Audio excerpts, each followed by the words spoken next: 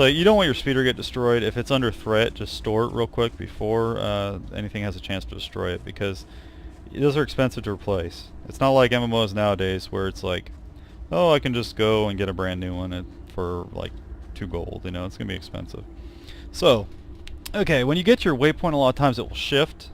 It's probably due to the random generation of it, but it's kind of like homing in on the signal. You can see right here, these are Creedles. Their names are red, which means they are aggressive. I'm going to go ahead and go prone. Oh, well, I thought I changed this. I guess I'll have to go back in here. I did change it, so that's weird I didn't save it. So I'll go ahead and make lay down E, and I'll make stand up Q, and again that's little wrench for options. Go down to controls, click your little key map button. It's going to bring up this window, and then you can change your different stuff: chat, target, camera, character. I'm still experimenting with it myself. I'm going to hit apply and OK and done, so that it saves it hopefully this time around. So now I'm going to go prone. Oh, there we go. Okay, you see right now, like I was talking about in the previous video, you get a -3 to hit from this distance. That's okay. Go ahead and give it a shot. Oh, look at that.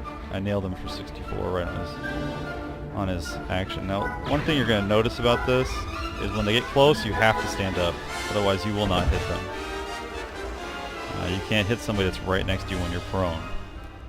Okay, so now this is a creature. It's not a humanoid. It doesn't have. It's not like again, not like a lot of other MMOs where you get in and you loot like a screwdriver off this beetle. You know, you actually can. You can say loot all, but you won't get anything. Now, because I have the scout ability or the scout profession trained for 100 credits, well worth it. I can harvest resources. And you have 2 choices. If you click harvest resources, you'll get a random one. But you can choose, let's say I want to take meat. Okay, so I just got meat. What does that do? You hit I for your inventory, and you can see, oh look, insect meat. And you can make stuff out of that. It's always good to harvest. You can sell it to other players, save it for another character, save it for you later on. So you can see these little red dots here. Oh, I didn't really explain the rest. They are what you have to kill. Because if you attack this nest, which is actually your main target, they will all come and attack you. And you don't want that because you're kind of new. You want to make sure that you start out nice and easy and don't go overboard with it. So I'm going to go ahead and kind of crawl up to this hill, look all kind of freaky. Click one of these, and you get tab through things. I'll go ahead and attack that one. Now, these may attack me because it's so close to that one. We'll see what happens. So again, don't attack the nest, even though that's the main target. You want to attack the creatures first. So go ahead and target it. Just attack a few times, and good. It just attacked him. It didn't bring anybody else. So pretty good. So far, so good. Like I said, I'm living within my means. I know I'm not an expert yet, so I'm not going to sit there and try to take on really hard missions. So I'll just target this next one, spam attack a bunch of times. You see it all spams up there. And so far, yeah, this stuff's working really well. You can see when you move, it actually reduces your accuracy. See right there, it's right now it's 0 or -9, -7. When I move, it's -47. So keeping still in combat can really increase your chance to hit. Queue a bunch of attacks and take them out. Sweet. Okay, so I killed them all. You can see the little dead beetles. As I should. I have a blaster for crying out loud. I'm killing beetles. So I'm going to go ahead and stick with meat for now. I don't know, I'm thinking about maybe trying out Chef. Food in this game is not like useless. It actually gives you really good buffs. Okay, so here's a little tip for you beginners, if you are beginners. When you shoot this bush type deal here, actually it's better to be, especially if you're ranged, take advantage of your range. Stand outside of it. Don't Don't stand near it, because when you attack this, a bunch of those enemies you just killed are going to spawn. See, they just spawned. You want to run away and peace as soon as possible. That little window there, you probably didn't see me do it, but it has clear and peace. Clear will clear your queue. Peace will unattack what you're attacking. So, they didn't all mob me. If I kept on attacking this, all these three and that one as well would have come up and tried to mob me. So I'll go ahead and attack them one by one like I did before.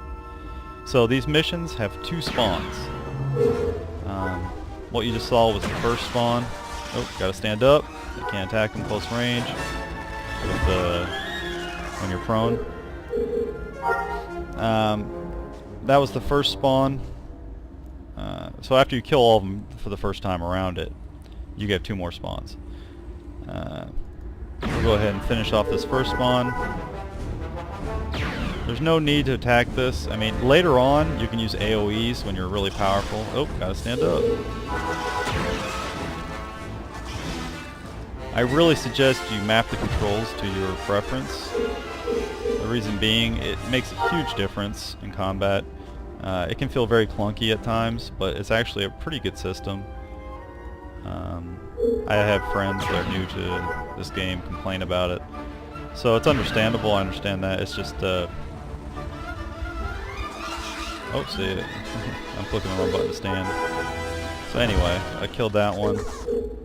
And combat isn't like super frenetic like you remember in a lot of recent action RPGs. You're going to find it to be a little bit more tactical, which can be refreshing actually. You can think about what's happening before the fight, and if you make good decisions, you actually can win a fight that you otherwise would not have won. And that can save your butt. Like me, like, probably shouldn't wait for him to get right on top of me before I shoot him. So I'm harvesting more meat. Okay, so we killed the first respawn. Now the second respawn is going to be pretty much the same as the first. You're going to want to get away from it if you can, if you have range. If you don't, you're just going to have to try to piece as soon as possible. You can see right here is the piece button I was talking about. And I'm blasting this thing. Now, it's a little unexciting right now. Why? Because what abilities? I have a point blank ability, which is good, I guess, if they're up near me, but I'm having no trouble killing these. And an overcharge shot, which apparently, if you look at it in your descriptions, there it is, causes more damage to the target at the expense of your weapon's power supply, which to me that sounds like it's going to cause damage to my weapon itself. But with the starting weapon, what does it hurt? So you can see as I'm using this special ability now, every time I do it, it lowers my ham bar by a little bit. Okay, so they just spawned. You want a piece, because why? See how they all came towards me? Okay, now I pieced, they backed off. Not all creatures will back off right away. Sometimes you have to run quite a distance. I think these guys are kind of like starters. They're not very bright, they're beetles. So it's... Okay, so I'm going to stand up, and I'm going to use point blank. Oh, well, I didn't get a chance, but I was going to clear my queue and use point blank shot. Here, we'll try point blank in this guy right here. We'll just run right up to him, even though it's not too bright to do with a gun, but... you can see it kind of fires. Okay, that's nice actually. That's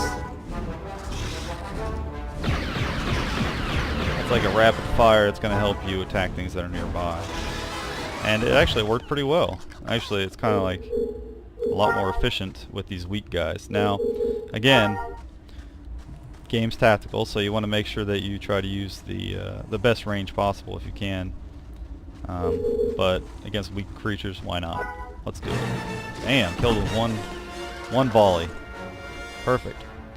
Okay, so now we've done the second spawn. Basically now it's just a matter of killing the nest. The nest is much easier to kill, generally, once you've destroyed the spawns. So let's see what happens. Attack. Attack. I'll do some point blank shots. Oh look, I'm firing at the sky. I wonder what I'm doing that for. I'm hitting it though. Oh, see, it's doing good damage though. And again, the nest gets easier to destroy after you kill the spawns. I think it's just to speed things up for you. And to make it hard to destroy the nest early on. Okay, so right here you see I got 518 credits and a little more experience from killing that nest. So the credits are really going to help. You hit I, you can see I have 1200 credits. Not bad to start out.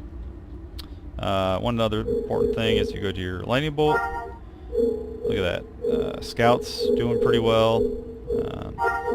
This right here is for exploration, helps with masking your scent from any animals and increasing your terrain negotiation. You actually walk slower up hills, so that will help reduce that hindrance. Hunting, basically, I believe it helps with harvesting the creatures themselves. But I want to look at marksman because that's my shooting, ability. See, I'm close to rifles 1. I'm using rifles, and range support is a little bit of experience. The yellow bar is what we're looking at.